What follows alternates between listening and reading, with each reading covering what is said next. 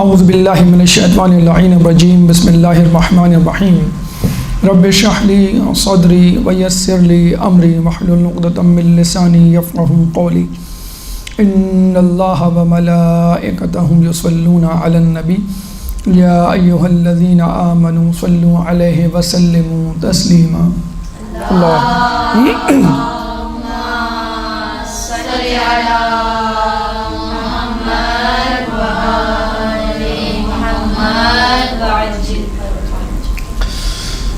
ایام عزا کے حوالے سے کہا جاتا ہے کہ یہ ایام برسات یا موسم برسات سے بہت زیادہ مماثلت رکھتا ہے۔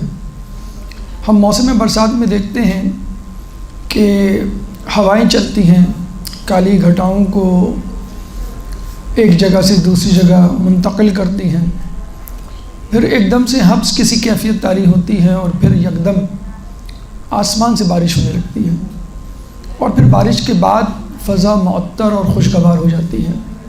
بالکل یہی کچھ معاملہ ایام عزا کے ساتھ ہوتا ہے۔ جیسے ہی ایام عزا شروع ہوتے ہیں، ظلم و ستم کی داستانوں کی آندھیاں شروع ہوتی ہیں، لوگ سیاہ لباس میں ملبوس ہو جاتے ہیں، عمارتوں پہ سیاہ علم آویزاں ہو جاتے ہیں، پھر یکدم سے مصائب کی آندھیاں چلتی ہیں اور اچانک آنکھوں سے اشک رواں ہو جاتے ہیں۔ لیکن پھر جب انسان اس فرش عزا سے کربلا کے مصائب پر رو کے اٹھتا ہے تو اپنی طبیعت میں ایک ہلکا پن محسوس کرتا ہے۔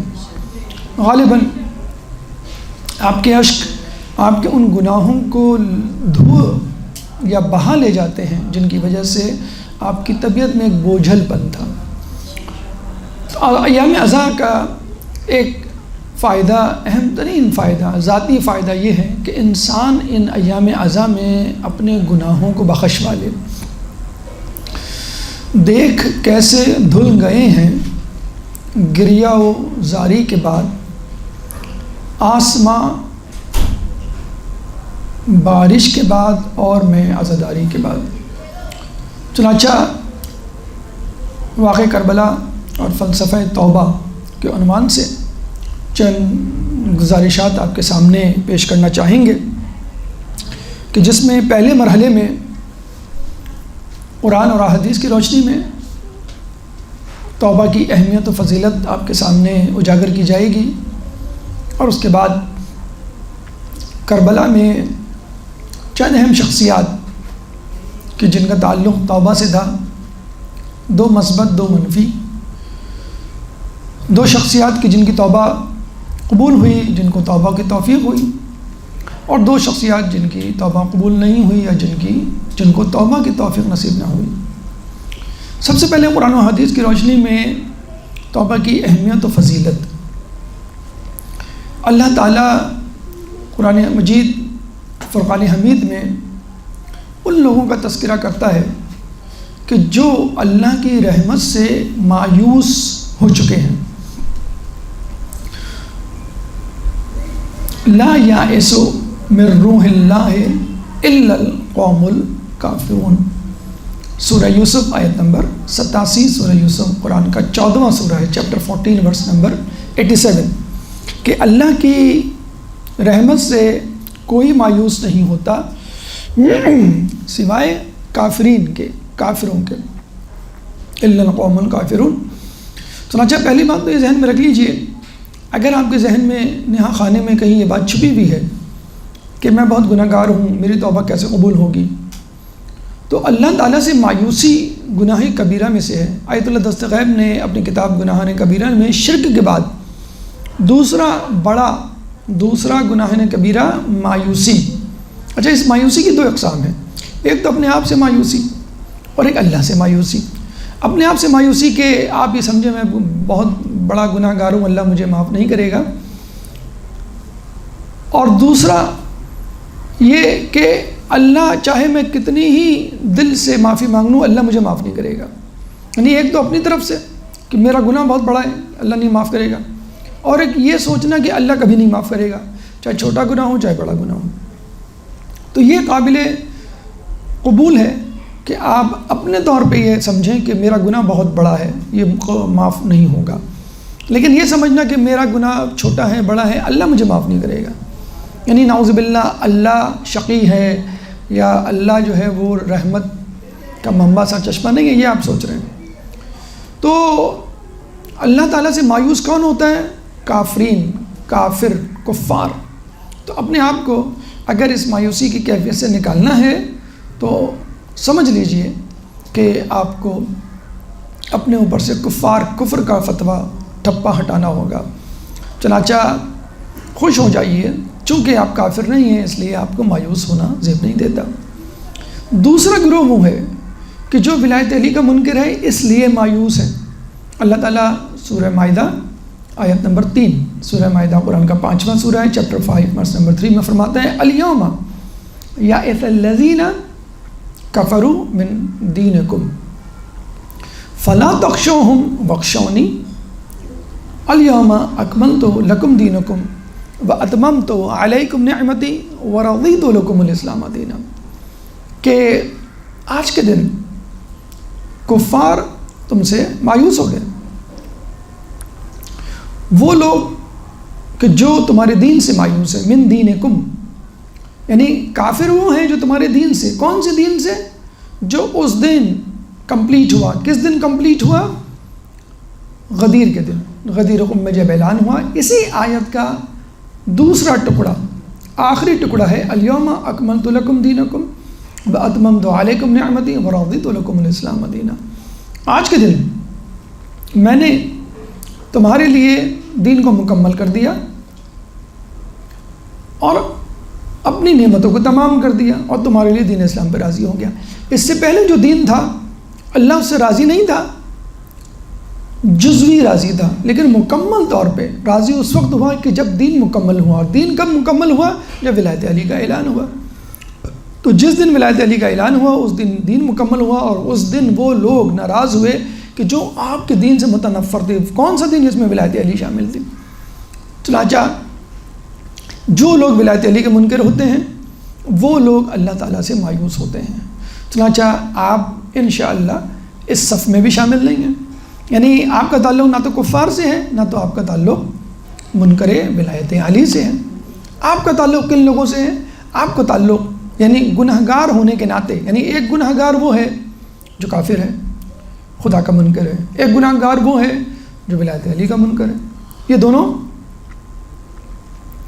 جو ہے وہ مایوسی کے گڑھے میں ہیں۔ تیسرے گنہگار طبقے کا تعلق اس سے ہے کہ جو اللہ کے عبادت گزار بندے ہیں، جن کے لیے اللہ تعالیٰ نے سورہ زمر آیت نمبر 53، سورہ زمر آیت نمبر 53، زمر قرآن کا 39واں سورہ ہے، چیپٹر 39 ورس نمبر 53 میں اللہ فرماتا ہے قُلْ يَا عِبَادِيَ الَّذِينَ أَسْرَفُوا عَلَىٰ أَنفُسِهِمْ لَا تَقْنَطُوا مِن رَحْمَتِ اللَّهِ إِنَّ اللَّهَ يَغْفِرُ الذُّنُوبَ جَمِيعًا۔ کہو قُلْ يَا عِبَادِيَ الَّذِينَ أَسْرَفُوا عَلَىٰ أَنفُسِهِمْ، کہو کہ میرے عبادت گزار بندے کہ جنہوں نے اپنے نفوس پہ اسراف کیا، یعنی they cross the limit, limits کو کراس کیا خدا کی اور تجاوز کیا، لا تقنطوا من رحمت اللہ، وہ اللہ کی رحمت سے مایوس نہ ہوں۔ کیوں؟ ان اللہ یغفر الذنوب جميعا، اللہ تعالیٰ تمام گناہوں کو معاف کرنے والا ہے۔ اب یہ تین کیٹیگریز ہیں گناہ کرنے والوں کی، منکرین خدا، منکرین ولایت علی، اور اللہ کے عبادت گزار بندے۔ اب آپ اپنے آپ کو کلاسیفائی کریں کہ آپ کا تعلق کس گروہ سے ہے۔ یقیناً آپ کا تعلق اس گروہ سے ہے کہ جو اللہ کی عبادت تو کرتے ہیں، نیکیاں تو کرتے ہیں، لیکن کبھی کبھی لازم ہے دل کے ساتھ رہے پاسبان عقل، لیکن کبھی کبھی اسے تنہا بھی چھوڑ دے۔ علامہ اقبال نے یہ شعر اصل میں ابراہیم علیہ السلام کے لیے کہا تھا کہ جنہوں نے جو ہے وہ عقل نہیں دل کی سنی۔ عقل تو یہ کہہ رہی تھی کہ بھئی آگ ہے جل جاؤ گے، دل یہ کہہ رہا تھا کوئی بات نہیں، بے خطر کود پڑا آتش نمرود میں عشق، عقل ہے محو تماشائے لب بام ابھی۔ عقل جو ہے وہ انگلیوں میں، دانتوں میں انگلیاں دبائے دیکھتی رہی کہ یہ کیا ہو رہا ہے، واٹس گوئنگ آن۔ تو اللہ کے نیک بندے خوش ہو جائیں اللہ کی اس خوشخبری سے کہ اگر کبھی گناہ ہو جاتا ہے، کیونکہ گناہ تو ہو جاتا ہے، ہم غیر معصوم ہیں، اور یہ امید کی جا سکتی ہے غیر معصوم سے اس سے گناہ ہو جائے گا، چاہے دن میں کئی مرتبہ ہو۔ ایک صحابی نے رسول اللہ سے آ کے پوچھا کہ اگر مجھ سے گناہ ہو جائے، رسول نے کہا توبہ کر لو، میں معاف کر دیا جاؤں گا۔ اللہ کے رسول نے کہا ہاں، اچھا پھر وہی گناہ ہو پھر معافی مانگ لو، مجھے معاف کر، جی ہاں پھر معاف۔ تیسری چوتھی مرتبہ جب کہا اور مسلسل وہ پوچھتے رہا تو اللہ کے رسول نے غصے میں اس سے کہا کہ ہاں ہاں تجھے معاف کر دیا جائے گا، چاہے تجھے کتنا ہی برا کیوں نہ لگے۔ ہوتا ہے کچھ لوگوں کو موسیقی کا شوق ہوتا ہے، کسی کو جھوٹ بولنے کا، کسی کو غیبت کا، فلاں فلاں، تو آدمی کہتا ہے کہ فائدہ تو ہے نہیں توبہ کرنے کا، میں پھر یہی گناہ کر ڈالوں گا دوبارہ، کل دوبارہ مجھ سے یہ گناہ ہوگا۔ کوئی بات نہیں، انشاءاللہ ایسا وقت آئے گا کہ اللہ تعالیٰ آپ سے وہ گناہ چھڑوا دے گا۔ تو مایوس نہیں ہونا ہے، یہ جسے کہتے ہیں نا کہ میں خطا ہی خطا وہ عطا ہی عطا، مسلسل معافی مانگنی ہے، کوئی بات نہیں۔ اللہ تعالیٰ جو روزانہ آپ کو بیدار کر رہا ہے نا، کہتے ہیں کہ جب انسان سوتا ہے تو اس کی روح نکال لی جاتی ہے، جس کو زندہ رکھنا ہوتا ہے اس کی روح واپس کر دی جاتی ہے، یعنی اللہ تعالیٰ آپ کو روح دے کر گویا ایک اور دن ایکسٹرا دے رہا ہے، چلو بھئی یہ دن اور صحیح اور تم معافی مانگ لینا۔ پھر آپ نے گناہ کیا، پھر اللہ نے روح نکال لی، پھر اللہ نے کہا کہ چلو بھئی روزانہ آپ کا بستر سے بیدار ہونا اس بات کی دلیل ہے کہ اللہ کو امید ہے کہ آپ پلٹ آئیں گے۔ تو جب اللہ کو امید ہے کہ آپ پلٹ آئیں گے تو آپ اپنے آپ سے امید کیوں نہیں رکھتے کہ میں انشاءاللہ آئندہ کے لیے گناہ نہیں کروں گا۔ تو جب بھی کوئی گناہ ہو تو اپنے آپ کو کلاسیفائی کریں، کیا میں کافر ہوں، کیا میں ولایت علی کا منکر ہوں، کیا میں اللہ کے عبادت گزاروں میں شامل ہوں۔ یقیناً میں تیسرے گروہ سے تعلق رکھتا ہوں، لیکن یہ بات یاد رہے کہ توبہ ایسی ہونی چاہیے کہ جو مکمل، جامع، قابل قبول، بہترین، سپرلیٹو ڈگری کی توبہ ہو، کہ جس کا تذکرہ اللہ تعالیٰ نے سورہ تحریم آیت نمبر 8، سورہ تحریم قرآن کا 66واں سورہ ہے، چیپٹر 66 ورس نمبر 8 میں اللہ فرماتا ہے کہ پہلے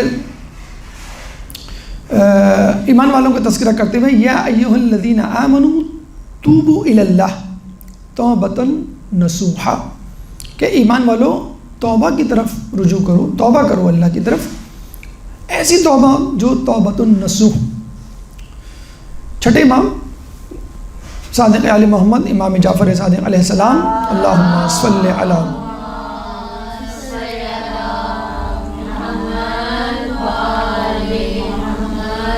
سے جب پوچھا کہ یہ توبۃ النصوح کیا ہے تو آپ نے کہا ایسی توبہ جس میں ندامت قلب، استغفار لسان اور عزم مصمم پایا جاتا ہوں۔ ندامت قلب یعنی انسان نادم ہو اپنے کیے پر۔ نمبر 2 استغفار لسان، زبان سے استغفار ادا کرے، اور عزم مصمم، اعضاء جوارح سے عزم مصمم کرے کہ آئندہ یہ نہیں کروں گا۔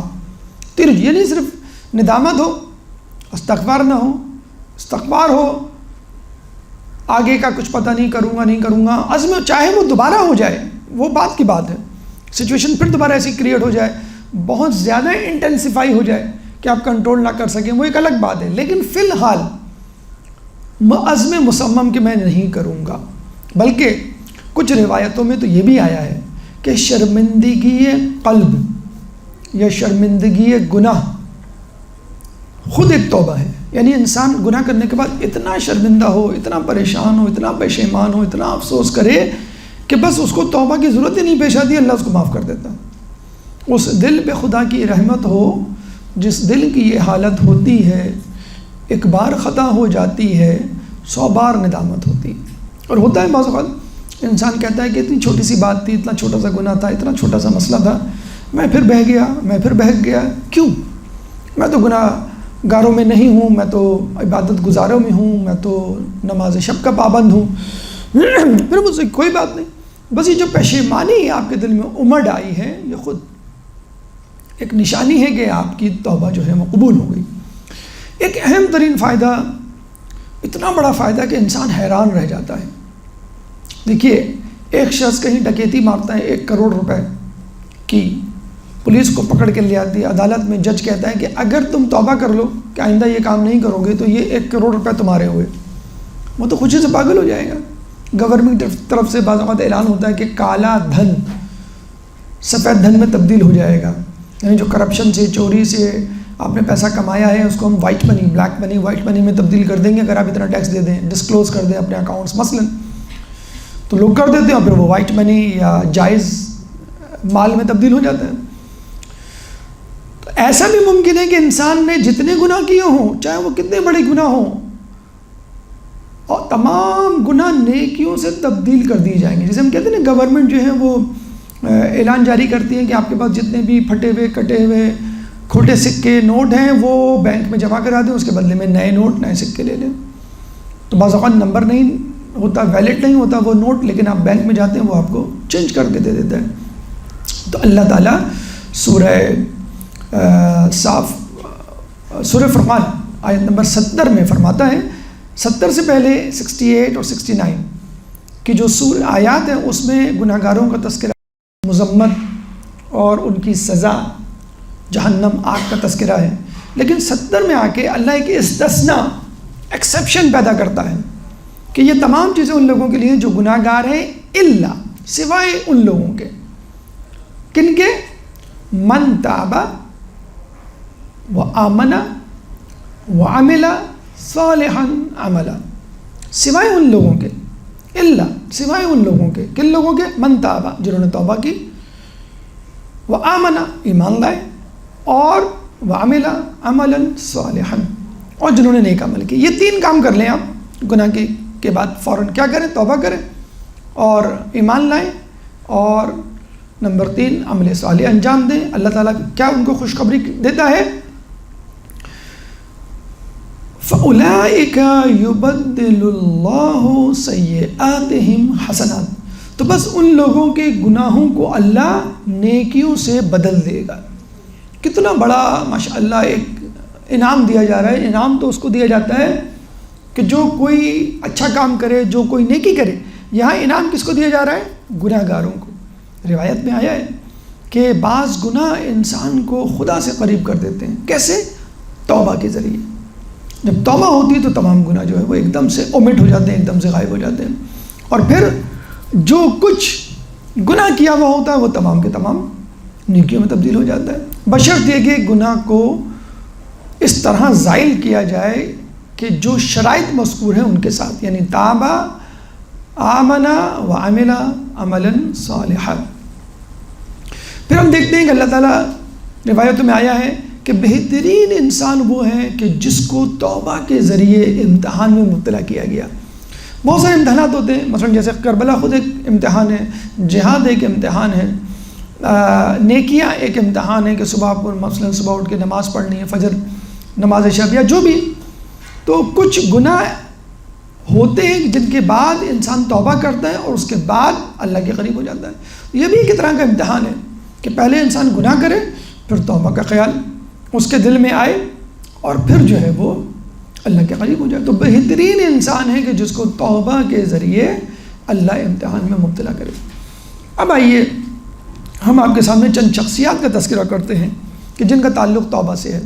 2 لوگوں نے توبہ کی توفیق حاصل کی، ان کا حال، ان کی وجوہات کہ توبہ کی توفیق کیسے نصیب ہوئی، اور پھر ان 2 شخصیات کا تذکرہ جن کو توبہ کی توفیق حاصل نہیں ہوئی، ان کا حال اور ان کی وجوہات۔ ایک درود پڑھ دیں محمد والے محمد پہ، اللہم صلی علی محمد والے محمد۔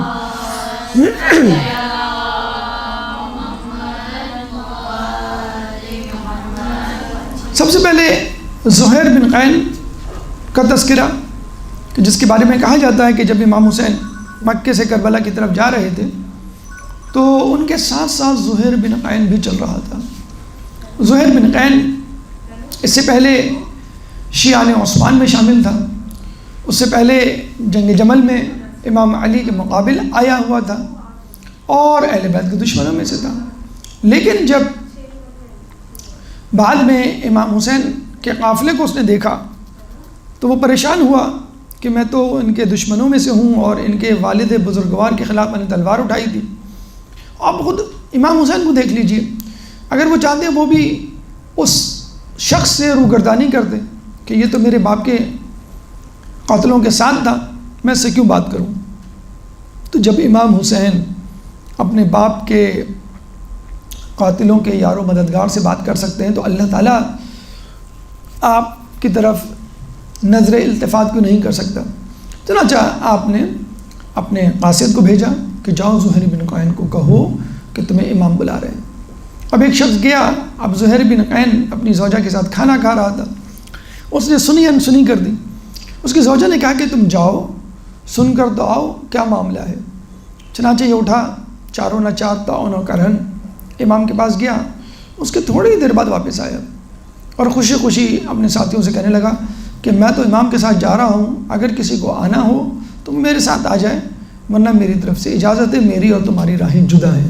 بلکہ اپنی بیگم کو بھی اس نے یہ کہا کہ تم بھی میری طرف سے آزاد ہو، چاہو تو اپنے گھر جا سکتی ہو، اپنے قبیلے والوں کے پاس۔ تو اس کی زوجہ نے اسے کہا کہ میں ہی تو تھی کہ جس نے تجھے کہا تھا کہ تم امام کے پاس جاؤ اور امام کی بات سنو۔ چنانچہ وہ اپنی زوجہ کو اپنے ساتھ کربلا لے کے جاتا ہے اور جاتے جاتے اپنے ساتھیوں کو ایک حدیث، ایک روایت سلمان فارسی سے مربوط سناتا ہے کہ ایک دفعہ ہم سلمان فارسی کے ساتھ ایک جنگ میں تھے، ہم جنگ جیتے اور ہم جو ہے وہ فتح حاصل کرتے ہیں، اور جب مال غنیمت سمیٹ رہے ہوتے ہیں تو سلیمان فارسی ہم سے کہتے ہیں کیا تم لوگ اس فتح سے خوش ہو؟ سلمان فارسی کو جواب دیا جاتا ہے کہ ہم فتح سے خوش ہیں۔ تو سلمان فارسی کہتے ہیں کہ تمہاری اس وقت کیا حالت ہوگی کہ جب تم امام حسین کی معیت میں، امام حسین کے ساتھ جنگ میں جاؤ گے اور وہاں پر شہید ہوگے، لیکن وہاں پہ جو ملنے والا مال غنیمت ہے وہ اس مال غنیمت سے کہیں زیادہ ہوگا۔ تو ہم یہ کہہ سکتے ہیں وجوہات توفیق عبادت، توفیق توبہ کیوں ہوئی کہ اس نے اپنی زوجہ کی بات کو، عموماً مرد حضرات کے بارے میں یہ گلہ شکوہ کیا جاتا ہے کہ خواتین کی بات نہیں مانتے، یا بیویوں کو گلہ ہوتا ہے کہ شوہر ہماری بات نہیں مانتے۔ تو عورتوں کو انڈر اسٹیمیٹ نہ کریں، اللہ تعالیٰ نے ان کو آپ کا شریک حیات بنایا ہے، اللہ نے اس عورت کو آپ کی ماں بنایا ہے، بہن، بیٹی، بہو کی شکل دی ہے۔ چنانچہ ان کے مشورے، اور یہ کہا بھی جاتا ہے کہ خود دینی اعتبار سے عورت خدا کے زیادہ قریب ہوتی ہے اور دینداری میں مرد سے 2 ہاتھ آگے ہوتی ہے۔ چنانچہ اگر آپ اس کا مشورہ سن لیں اور مشورہ بہتر نظر آئے تو اس میں کوئی قباحت نہیں۔ دوسری بات، خود اہل بیت کے ماننے والے سلیمان فارسی کی بات کو یاد رکھنا، سلیمان فارسی کی جن کے بارے میں خود رسول نے کہا کہ سلیمان منی، سلیمان ہم میں سے یعنی اہل بیت میں سے ہیں۔ جب قبائل کے لوگ ایک دوسرے پہ فقر مباحث کر رہے تھے، ایک دوسرے قبیلوں پہ، تو سلیمان فارسی سے جب کسی نے پوچھا تو انہوں نے کہا میں تو فارس کا ہوں، لوگ ہنسنے لگے۔ اور جب رسول اللہ کے پاس آئے اور کہا کہ لوگ اس طرح میرے ساتھ رویہ اختیار کیے ہوئے ہیں، تو رسول اللہ نے کہا کہ سلیمان منی، کہ تم جو ہے وہ ہم میں سے ہو۔ اور خود چھٹے امام جعفر صادق علیہ السلام، اللہم صلی علی،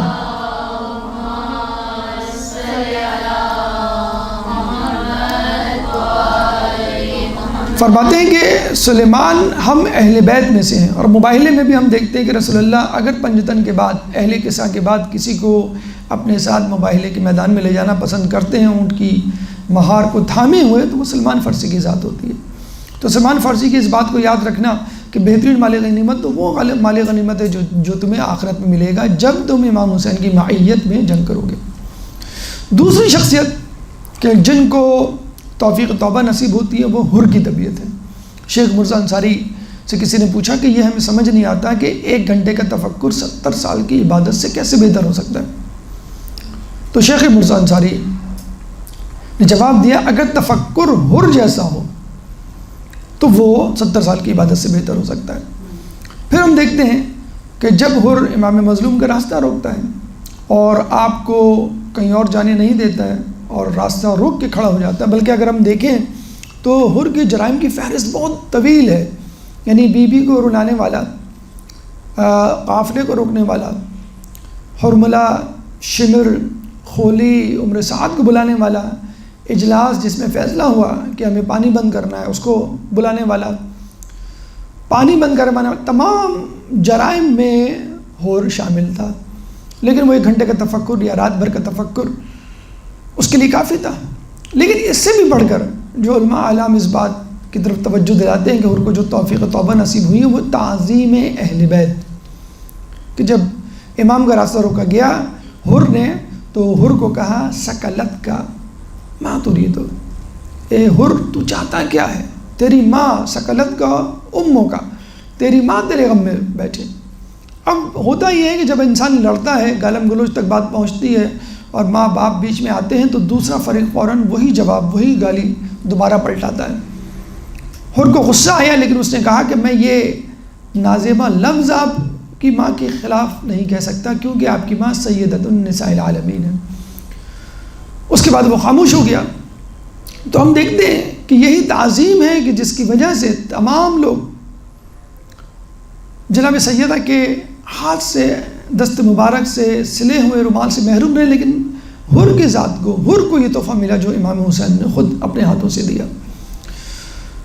یہ تعظیم اہل بیت بالخصوص بی بی سیدہ کی ہم دیکھتے ہیں کہ ہمارے ایک بہت بڑے عالم دین جو سنی سے شیعہ ہوئے، مولانا اسماعیل دیوبندی کے حوالے سے بھی ملتا ہے کہ وہ بہت بڑے مناظر تھے اور شیعوں کے خلاف جو ہے وہ تقاریر کیا کرتے تھے۔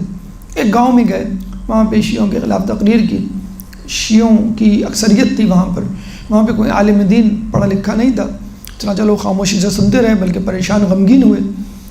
جب وہ چلے گئے اور اس مہمان خانے میں جا کر بیٹھ گئے جہاں پہ وہ قیام کیے ہوئے تھے، تو گاؤں کا ایک ضعیف آیا ان سے ملنے کے لیے۔ تو لوگوں نے کہا کہ بھئی ایک ضعیف بوڑھا شخص آیا آپ سے بات کرنا چاہتا ہے۔ تو اس نے کہا ہو سکتا ہے کچھ سوالات رہ گئے ہوں، وہ پوچھنا چاہتا ہوں۔ اور وہ بوڑھا شخص آ کے کہتا ہے کہ بھئی میں اتنا بڑا مناظر نہیں، عالم نہیں، علامہ نہیں، مجھے تاریخ کی، حدیث، تفسیر کی کوئی معلومات نہیں، بس 3 سوالات میں آپ سے پوچھنا چاہتا ہوں، ہاں یا نا میں جواب دیجئے گا کیونکہ بحث و تکرار کی کوئی گنجائش نہیں ہے، نہ میرے پاس اتنا علم ہے، ہاں یا نا میں جواب دے دیں میں چلا جاؤں گا۔ تو انہوں نے کہا ٹھیک ہے۔ مولانا محمد اسماعیل دیوبندی نے کہا ٹھیک ہے تم یہ سوال پوچھ سکتے ہو۔ تو اس ضعیف شخص نے پہلا سوال یہ کیا کہ مجھے یہ بتائیے کیا بی بی سیدہ اپنا حق مانگنے دربار گئی تھی؟ تو اسماعیل دیوبندی نے کہا ہاں گئی تو تھی لیکن مسئلہ کچھ یوں تھا۔ تو ضعیف نے فوراً روک دیا، کہا کہ نہیں مجھے مزید تفصیل نہیں چاہیے، مجھے جواب ہاں یا نہیں میں چاہیے۔ تو مولانا اسماعیل دیوبندی نے کہا کہ جی ہاں گئی تھی وہ۔ اس ضعیف نے دوسرا سوال کیا کہ مجھے بتائیے کیا بی بی نے اپنا حق مانگا تھا؟ اسماعیل دیوبندی نے کہا کہ ہاں مانگا تو تھا مگر اگر مگر کی کوئی گنجائش نہیں، میں بہت تفصیل میں نہیں جانا چاہتا، صرف ہاں یا نہ۔ اسماعیل دیوبندی نے کہا ہاں مانگا تو تھا۔ پھر تیسرا سوال وہ کرتا ہے کیا ان کو ان کا حق دیا گیا؟ اسماعیل دیوبندی نے کہا نہیں۔ بس اس ضعیف نے کہا مجھے یہی 3 سوال پوچھنے تھے۔ کہتے ہیں مولانا اسماعیل دیوبندی سوچ و بچار میں پڑ گئے کہ یہ کیا سوالات تھے اور میں نے کیا جواب دے دیے، یعنی بی بی دربار میں کہیں حق مانگا، حق نہیں دیا گیا۔ اب یا تو بی بی نعوذ باللہ جھوٹی تھی، باطل پر تھی، یا پھر حق نہ دینے والے حق پر تھے۔ یہ کیسے ممکن ہے کہ اللہ تعالیٰ آیا مباہلہ اتارے ان لوگوں کے لیے جو مباہلے میں گئے، جس میں بی بی امتیازی حیثیت رکھتی تھی، کہ جن کے بارے میں عیسائیوں نے کہا تھا کہ اگر یہ پہاڑ کو حکم دیں تو پہاڑ اپنی جگہ سے ہل جائے۔ تو مجھے بتلائیے کہ مسجد نبوی میں مباہلے سے پہلے مناظرہ ہوا تھا اور اس میں رسول بھی تھے، علی بھی تھے، حسن بھی تھے، حسین بھی تھے۔ وہ کون سی نئی شخصیت تھی جو مباہلے کے میدان میں آئی تھی اور مسجد نبوی میں موجود نہیں تھی؟ یقیناً بی بی سیدہ کی ذات تھی۔ تو اگر سب سچے تھے تو بی بی سیدہ بدرجہ اولا سچی تھی، صادقہ تھی، جسے کہتے ہیں صدیقہ تھی۔ تو جب یہ جواب دیا گیا تو وہ خود سوچ و بچار میں پڑ گئے کہ یہ کیسے متضاد جوابات ہیں، کسی ایک گروہ کو باطل پہ کہنا پڑے گا۔ اور پھر اس واقعے کے بعد مولانا اسماعیل دیوبندی شیعہ ہو گئے۔ تو تعظیم اہل بیت، احترام اہل بیت انسان کو خود کھینچ کے اہل بیت کے مکتب، اہل بیت کے سائبان کے تلے لے آیا جاتا ہے۔ 2 شخصیات کا تذکر آپ نے سنا، ایک زہیر بن قین کا اور ایک حر بن یزید ریاحی کا۔ تیسری شخصیت جس کو توبہ کی توفیق نصیب نہیں، توبہ کی توفیق نصیب نہیں ہوئی، عبداللہ بن حر جعفی۔ کہتے ہیں یہ بھی شیعان عثمان میں تھا جیسے کہ زہیر بن قین تھے، لیکن جنگ جمل کے بعد اس نے کوفہ سے باہر راستوں میں پناہ گاہ بنا لی تھی، لٹیرا ڈکیت بن گیا تھا، قافلے والوں کو لوٹا کرتا تھا۔ امام جب اس جگہ سے گزرے جہاں پہ اس نے قیام کیا ہوا تھا تو امام نے اپنے ساتھی کو بھیجا کہ جاؤ کہ تم جو ہے اس سے کہو کہ مجھ سے ملنے کے لیے آئے، تمہیں امام یاد کر رہے ہیں۔ حجاج بن مسروق جب یہ حجاج بن مسروق جاتے ہیں اس کے پاس تو وہ منع کر دیتا ہے، امام بنفس نفیس اس کے پاس جاتے ہیں، یعنی ایک لٹیرا، ایک ڈکیت، یعنی ہمیں اسے سبق حاصل کرنا چاہیے، جو حجاب نہیں کرتی یا جو داڑھی نہیں رکھتے، نماز نہیں پڑھتے، وہ حجاج بن عبداللہ بن حر جعفی جیسے تو نہیں تھے، شیعان عثمان میں سے اور لٹے، لیکن پھر بھی امام جا رہے ہیں۔ تو آپ کو علاج تو اسی کا کرنا ہے جو مریض ہو۔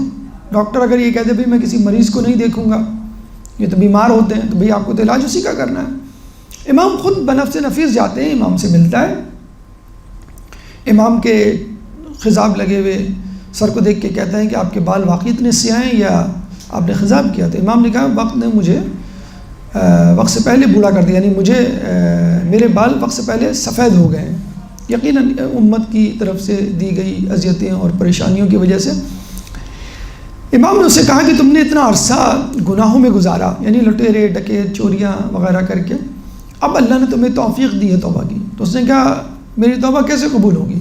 تو امام نے کہا ہمارے ساتھ شامل ہوگی۔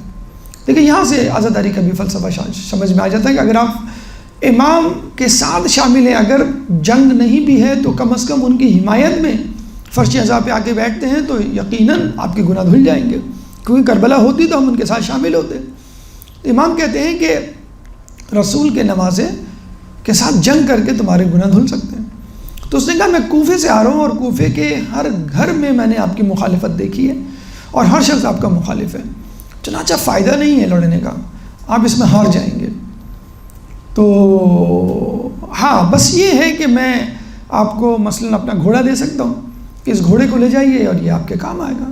تو امام نے کہا کہ اب جب کہ تم ہماری مدد کے لیے تیار نہیں تو نہ ہمیں تمہاری ضرورت ہے نہ تمہارے گھوڑے کی، جو تم نے احسان کیا ہے، یعنی ایک پیشکش کر کے، اس کے بدلے میں ہم یہ کہہ سکتے ہیں کہ تم اتنی دور نکل جاؤ کہ جب ہم صدائے استغاثہ بلند کریں تو تم اس آواز کو نہ سنو، کیونکہ جو شخص بھی ہماری حل من ناصرین انصرنا یعنی صدائے استغاثہ سنے گا اور ہماری مدد کو نہیں آئے گا، وہ اللہ تعالیٰ اس کو اوندے منہ جہنم میں ڈالے گا۔ تو کہتے ہیں کہ وہ امام کا ساتھی نہ بن پایا، توفیق نصیب نہ ہوئی وقتی فائدے کو دیکھ کر، کہ چونکہ فتح کا امکان نہیں ہے، اور ہم نے دیکھا کہ مکے سے لے کر کربلا تک اکثریت امام کا ساتھ چھوڑ جاتی ہے، اکثریت امام سے جو ہے وہ منہ موڑ جاتی ہے۔ کیوں؟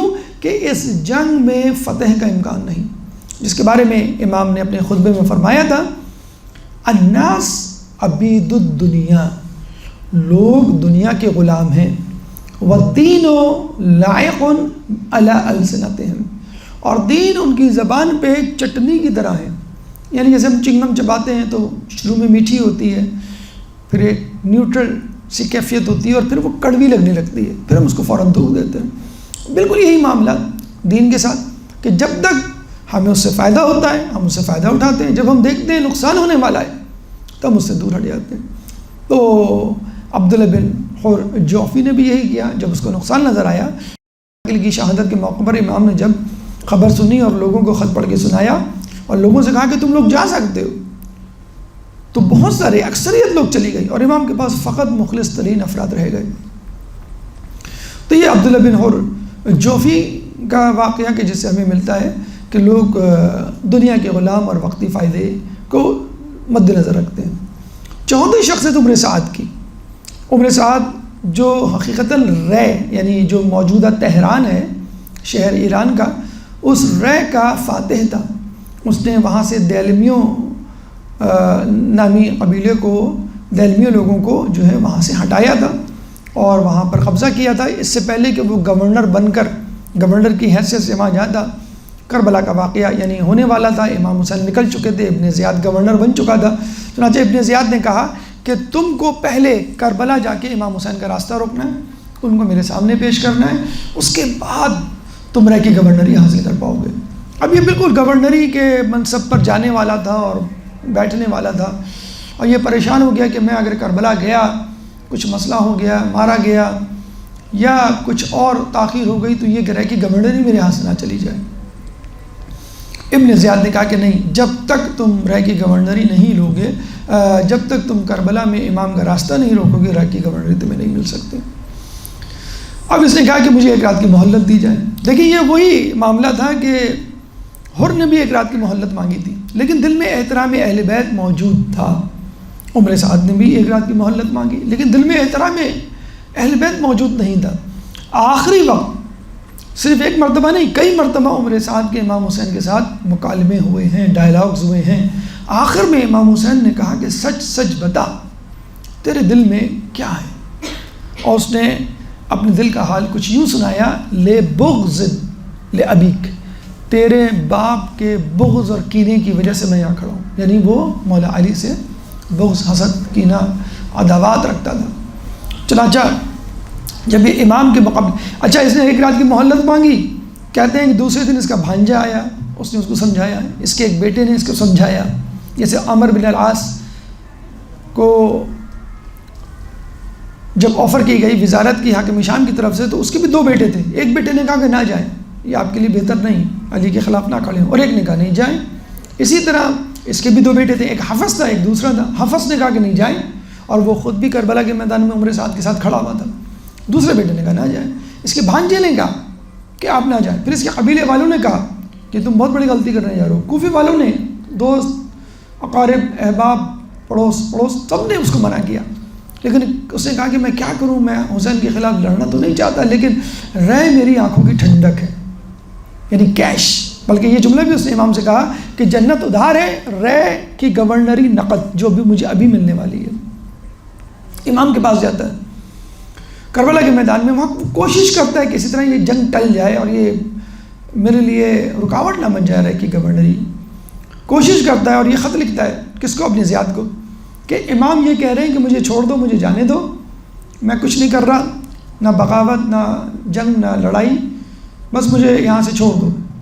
تو اس نے کہا یہ تو بڑا اچھا وہ ہے، حالانکہ امام نے یہ نہیں کہا تھا، امام نے کہا تھا مجھے یزید کے پاس جانا ہے، اس سے بات کرنی ہے، ابن زیاد کے پاس میں نہیں جاؤں گا، جو حر سے انہوں نے بات کی تھی۔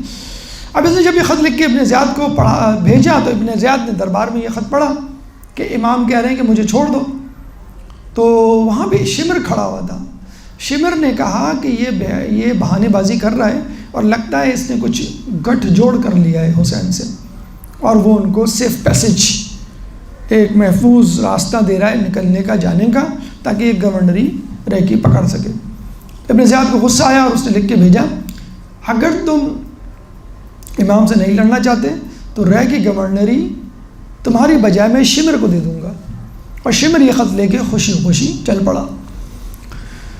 شمر یعنی جس کے بارے میں کہا جاتا ہے کہ وہ ام المنین کا کزن تھا قبیلے کے اعتبار سے، جو امان نامہ لے کر آیا تھا حضرت عباس اور ان کے 3 بھائی، یعنی چاروں بیٹوں کے لیے، چاروں بھائیوں کے لیے اور ام المنین کے 4 بیٹوں کے لیے، تو جس پہ حضرت عباس نے کہا تھا کہ لعنت ہو تجھ پہ تیرے امان نامے پہ، امان نامے کہ مجھ کو امان مل جائے اور امام کو امان نہ ملے۔ تو شمر جب یہ لے کے آیا تو عمر سعد نے یہ خط پڑھا تو اس کو غصہ آیا کہ اگر میں نے یہ گورنری نہیں لی تو یہ شمر میرے سامنے کھڑا، جس کے بارے میں ابن زیاد نے لکھ دیا تھا کہ اگر تم نہیں چاہتے تو یہ شمر فوج کی کمانڈ سنبھال لے گا اور یہ لڑے گا تمہارے بدلے میں، اور پھر اس کے بعد رے کی گورنری بھی اسی کو ملے گی۔ بس یہاں آ کر دوبارہ وہ جو ہے تیار ہو گیا امام سے لڑنے کے لیے۔ دیکھیں یہی ایک حق و باطل کی جنگ ہے جو ہمارے درمیان بھی چلتی ہے۔ گناہ ہمیں بلا رہا ہوتا ہے، نیکی بھی ہمیں بلا رہی ہوتی ہے۔ گناہ ہمیں فائدہ دکھا رہا ہوتا ہے، نیکی جو ہمیں آخرت کی خوشخبری سنا رہی ہوتی ہے۔ تو بس جس طرف انسان کی طبیعت، جیسے فجر کی نماز میں جب آپ اٹھتے ہیں تو شیطان بھی آپ کو بہکا رہا ہوتا ہے، اور ملائکہ، بلکہ حدیث میں موجود ہے کہ ایک کان میں فرشتہ جو اللہ کی طرف سے بھیجا ہوا ہوتا ہے وہ پھونک مارتا ہے، اور ایک کان میں شیطان جو وسوسہ ڈالتا ہے کہ بھئی ابھی تو بہت دیر ہے، ابھی تو کافی ٹائم ہے، اور آج نہیں پڑھو گے تو کیا ہوا، روزانہ تو پڑھتے ہو مثلا، یا تم نے پڑھ لی ہے اب تم پڑھ کے سوئے ہو، وسوسے۔ اور ایک نیکی کا فرشتہ ہوتا ہے۔ تو انسان کی طبیعت، مزاج جہاں ہوتا ہے انسان وہیں پہ۔ تو آخر میں جب اس نے دیکھا کہ اگر مجھے نہیں ملے گی تو اس کو مل جائے گی، بس حسد امنڈ آیا کہ بس مجھے امام کے خلاف لڑنا ہے۔ یہی بات خولی کے لیے بھی تھی کہ جب وہ بی بی سکینہ کے گوشوارے نوچ رہا تھا تو کسی نے کہا تو نوچ بھی رہا ہے، رو بھی رہا ہے، تو اس نے کہا کیا کروں، نوچ اس لیے رہوں کہ میں نہیں تو کوئی اور چھین لے گا، اور رو اس لیے رہوں کہ اہل بیت کی گھرانے کی بچی ہے۔ تو یہ حق و باطل کا معرکہ اور جنگ تو ہر کوفی کے ذہن میں تھی، لیکن جس کی جو طبیعت اور مزاج تھا، جبھی تو فرزدق نے کہا تھا کہ قلوبہم معاک وسیوفہم علیک، ان کے قلب آپ کے ساتھ ہیں لیکن تلواریں آپ کے اوپر ایٹ دا سیم ٹائم، یعنی دل سے زبان سے آپ کی خزیدہ خوانی کر رہے ہیں لیکن آپ سے لڑنے کے لیے بھی تیار ہیں، گردن مارنے کے لیے بھی تیار ہیں۔ تو پھر عمر سعد نے اپنا ارادہ تبدیل کر دیا شمر کو دیکھتے ہوئے کہ بھائی میں اس کو نہیں دوں گا۔ اب یہ تیر چلاتا اور کہتا ہے کہ گواہ رہنا، سب سے پہلا تیر میں نے چلایا۔ امام حسین اس سے بات بھی کرتے ہیں کہ دیکھو تم باز آ جاؤ، تو کہتا ہے میں کیا کروں، میرا کوفے میں گھر ہے وہ جو ہے جلا دیا جائے گا۔ تو امام نے کہا میں تمہیں نیا گھر بنا کے دوں گا۔ اس نے کہا کوفے میں میری بہت بڑی جاگیر ہے، لوگ اس پہ قبضہ کر لیں گے۔ تو امام نے کہا فکر نہ کرو، شام میں میری ایک بہت بڑی جائیداد ہے جو میں تمہیں دے دوں گا۔ اور کہتے ہیں اس جائیداد کے بارے میں بغیہ کر کے ایک علاقہ، ایک جگہ تھی، امام کی بہت بڑی جائیداد تھی، اور حاکم شام نے 1,00,000 دینار دینے کی پیشکش کی تھی لیکن امام نے اس کو نہیں، اتنی خوبصورت جگہ تھی وہ۔ امام نے کہا وہ جگہ میں تجھے دے دوں گا، لیکن اس نے کہا کہ مجھے نہیں چاہیے۔ ایک جگہ ملتا ہے کہ اس نے کہا کہ یہ جو آپ دے رہے ہیں وہ جنت کا بھی کہا، انہوں نے کہا کہ جنت جو ہے وہ ادھار ہے اور یہ رہ کی گورنری بڑی پیشکش ہے اور نقد ہے۔ پھر اس نے کہا کہ وہ میرے گھر والوں کو مار دیں گے۔ تو امام نے جو ہے کہا کہ تجھے رہ کی گندم تو کیا جو بھی نصیب نہیں ہوں گی۔ اس نے کہا تھا میں گندم نہ ملی تو جو کھا لوں گا۔ تو امام نے جو ہے اس سے کہا کہ ما لک ذبحک اللہ علی فراشک، کہ تجھے کیا ہو گیا ہے، تو اپنے بستر پر ذبح ہوگا۔ کہتے ہیں کہ یہ بہت بڑی بد دعا ہوتی ہے جو کسی عرب کو دی جا سکتی ہے۔ بستر پہ ذبح ہونے کا مطلب ہے کہ ایک انسان بزدل بن کر میدان چھوڑ کر اپنے گھر میں بزدلوں کی طرح چھپا بیٹھا ہے۔ اور حقیقت میں عمر سعد کے ساتھ یہ ہوا بھی۔ کربلا کے واقعے کے بعد یہ جہاں بھی جاتا ہے لوگ کہتے ہیں ھذا قاتل الحسین، یہ حسین کا قاتل ہے، پتھر مارتے، جوتے مارتے، برا بھلا کہتے۔ اب یہ بیچارہ، اچھا یہ ابن زیاد کے دربار میں بھی گیا کہ مجھے رہ کے گورنری دے، تو نے کہا تھا قتل کرنے کا، میں نے کر دیا، اب بتا۔ تو اس نے کہا اچھا وہ خط تو دے مجھے جس میں نے لکھا تھا کہ حسین کو قتل کرو۔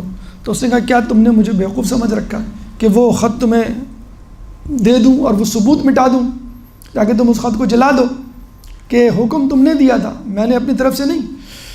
اور تاریخ میں ہمیں یہ ملتا ہے کہ یزید کہتا تھا کہ میں نے ابن زیاد کو نہیں کہا تھا قتل کرنے کا، ابن زیاد کہتا ہے کہ میں نے تو گرفتار کرنے کا کہا تھا، عمر سعد نے قتل کر دیا، عمر سعد کہتا ہے کہ قتل میں نے نہیں کیا، شبر نے کیا۔ تو ہر کوئی ایک دوسرے کو الزام۔ تو ابن زیاد کے سامنے عمر سعد نے کہا وہ خط میں نہیں دوں گا۔ تو اس نے کہا کہ ٹھیک ہے میں تمہیں رہ کی گورنری بھی نہیں دوں گا۔ اور پھر کہتے ہیں کہ عمر سعد والعصر ان الانسان لفی خسر کی آیت پڑھتے ہوئے اس کے محل سے نکلا اور پھر گھر میں جا کر دبک کے بیٹھ گیا۔ امیر مختار نے یہ امام کی جو بد دعا تھی وہ ثابت کیسے ہوئی وہ میں آپ کو بتلا رہا ہوں کہ امام نے جو کہا تھا ذبحک اللہ علی فراشک، تو اپنے بستر پہ ذبح ہو۔ ابھی جب بیٹھ گئے تو امیر مختار نے کہا کہ آج میں ایسے شخص کے قتل کا حکم دوں گا جس کی شکل سور سے ملتی ہوگی، اس کی شکل سور سے ملتی تھی۔ کہتے ہیں گیان کو بھیجا جو ان کا دست راست تھا، جب یہ گیا تو دیکھا وہ بستر پہ سو رہا ہے۔ دروازہ توڑ کے جب اندر داخل ہوئے تو امام کی بد دعا اس کو یاد آئی، تو اس نے کہا کہ کم از کم امام کی بد دعا کو تو غلط ثابت کروں۔ اب یہ اپنے بستر سے اچھلتا ہے، جیسے ہی اچھلتا ہے لحاف میں اس کا سر پاؤں اڑس جاتا ہے اور وہ اوندھے منہ بستر ہی پہ گر جاتا ہے۔ گیان اسی وقت بستر پہ چڑھ کر اس کا سر قلم کر دیتا ہے، یعنی بستر ہی پہ وہ ذبح ہوا۔ پھر سر کو تشت ملا کر امیر مختار کے سامنے پیش کیا جاتا ہے۔ اتفاق سے کچھ ہی دیر پہلے عمر سعد نے اپنے بیٹے حفص کو بھیجا تھا کہ جا امیر مختار سے میری امان طلب کر۔ جب یہ سر پیش کیا جا رہا تھا اسی وقت حفص جو ہے اپنے باپ کی جان کی امان طلب کر رہا تھا۔ جب اس کے سامنے سے تشت گزرتا ہے، امیر مختار کے سامنے لایا جاتا ہے، تو وہ تشت میں اپنے باپ کے سر کو دیکھ کے کہتا ہے لا خیر فی الدنیا بعد ھذا، کہ اب اس کے بعد دنیا میں کوئی خیر نہیں۔ وہی جملہ جو امام نے حضرت علی اکبر کی شہادت پہ کہا تھا کہ اب اس دنیا میں کوئی خیر نہیں، اس واقعے، اس قتل، اس شہادت کے بعد، وہی جملہ جو امام نے مسلم بن عقیل کی شہادت کے بعد کہا تھا لا خیر فی الدنیا، اب لا عیش فی الدنیا، اب کوئی خیر نہیں، کوئی آرام اور راحت نہیں اس دنیا میں اس واقعے کے بعد۔ تو امیر مختار نے کہا کہ باپ کے سر کے بدلے، باپ کا سر یعنی امام حسین کے سر کے بدلے عمر سعد کا سر، اور بیٹے کے سر کے بدلے بیٹے کا سر، یعنی علی اکبر کے سر کے بدلے میں حفص کا سر۔ تو جو ہاتھ جوڑ کے امان مانگ رہا تھا جان کی، حفص کا بھی سر اڑا دیا جاتا ہے، دونوں کے سروں کو تشت میں رکھ کے پیش کیا جاتا ہے۔ تو امیر مختار کہتا ہے کہ یہ باپ کا سر حسین کے بدلے اور بیٹے کا سر علی اکبر کے ذریعے۔ پھر کہتا ہے کہ خدا کی قسم اگر میں قریش کے تمام لوگوں کو قتل کر دوں تو امام حسین کی انگلی کے پور کے برابر بھی بدلہ پورا نہیں ہوگا۔ تو یہ وہ پہلی بد دعا تھی جو امام نے عمر سعد کو دی تھی، ذبحک اللہ علی فراشک۔ دوسری دعا اس وقت دی تھی جب علی اکبر شہید ہوئے تھے اور امام نے پہلی مرتبہ یزید کے لشکریوں میں سے کسی لشکری، کسی فوجی، کسی سپاہی کے لیے بد دعا نکالی تھی کہ قطع اللہ رحمک کما قطعت رحمی، یعنی تجھے تیری نسل کو اللہ قطع کرے، کما قطعت رحمی، جس طرح تو نے میری نسل کو قتل کیا، یعنی وہ نسل جو علی اکبر کے صلب سے چلنی تھی، باقی امام سجاد کی صلب سے تو نسل چلی۔ تو یہ جو دو دعائیں تھیں امام نے عمر سعد کو دی، جو اس بات کا حقدار تھا کہ وہ امام کی بد دعا لیتا، کیونکہ اس کے دل میں بغض علی تھا، اور اس کے علاوہ رہ کی گورنری یا دنیا کا کیش یا دنیا کی عارضی نعمت اس کو زیادہ عزیز تھی۔ تو کہنے کا مطلب یہ ہے کہ توبہ کی توفیق ان لوگوں کو نہیں ہوتی کہ جو منکر خدا ہوتے ہیں، توبہ کی توفیق ان لوگوں کو نہیں ہوتی کہ جو منکر ولایت علی ہوتے ہیں، توبہ کی توفیق ان کو ہوتی ہے کہ جو اہل بیت کی تعظیم کرتے ہیں، چاہے وہ کتنے بڑے گناہ کر لیں۔ عمر حر بن یزید ریاحی اس کی مثال ہے، زہر بن قین اس کی مثال ہے، اور جو تعظیم اہل بیت اپنے دل میں نہیں رکھتے یا وقتی فائدہ چاہتے ہیں، ان کو توبہ کی توفیق نصیب نہیں ہوتی، جیسا کہ عبداللہ بن حر جوفی، جیسا کہ عمر سعد۔ اللہ اگر توفیق نہ دے، انسان کے بس کی بات نہیں، فیضان محبت عام صحیح، فیضان محبت عام صحیح، عرفان محبت عام نہیں۔ اللہ تعالیٰ سے دعا ہے کہ جو کچھ پڑھا اور سنا اس پہ عمل کرنے کی توفیق عطا فرما۔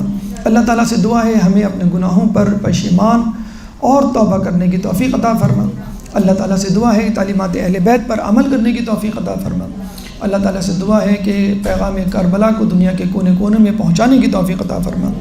جو پریشان حال ہیں ان کی پریشانی کو دور فرما، جو بے روزگار ہیں ان کو رزق حلال عطا فرما، جو رزق حلال کما رہے ہیں ان کے رزق حلال میں برکت عطا فرما، جو مقروض ہیں ان کے قرضوں کو ادا فرما، جو زندان میں ہیں ان کو رہائی عطا فرما، جو گمشدہ ہیں ان کو ان کے پیاروں سے ملا، جو سفر میں ہیں ان کو منزل تک پہنچا، کرونا اس جیسے متعدد بیماریوں سے ہم سب کو محفوظ فرما۔ مسلمان دنیا میں جہاں جہاں ظلم و ستم کا نشانہ بنے ہوئے ان سے ظلم و ستم کو دور فرما، امام کے ظہور میں تعجیل فرما، ہمیں ان کے انصار و اعوان میں شامل فرما۔ ربنا تقبل منا انك انت السميع العليم وتب علينا انك انت التواب الرحيم برحمتك يا ارحم الراحمين۔